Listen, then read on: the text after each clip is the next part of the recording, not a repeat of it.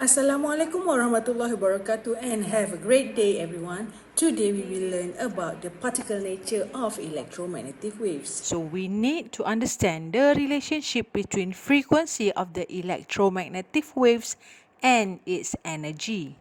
Let's recap the electromagnetic wave and its energy. From right to the left, we have a low frequency wave to high frequency waves, which the lowest frequency is radio waves, followed by microwaves and infrared.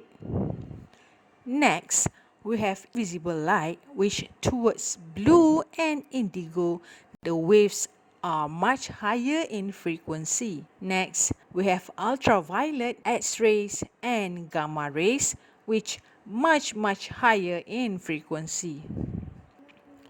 From our previous knowledge, we know that the electromagnetic waves are transverse waves. They all travel at 3 times 10 power of 8 meter per second, and they can travel through vacuum, and they also obey the wave equation C equal to F lambda.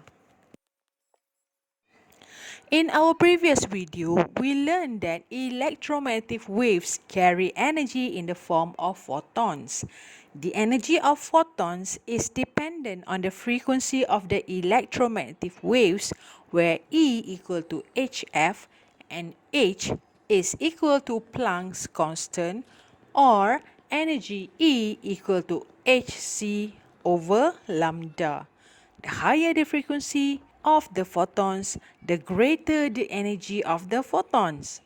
The more photons behave like particles. So energy is directly proportional to frequency, as we can see on the graph.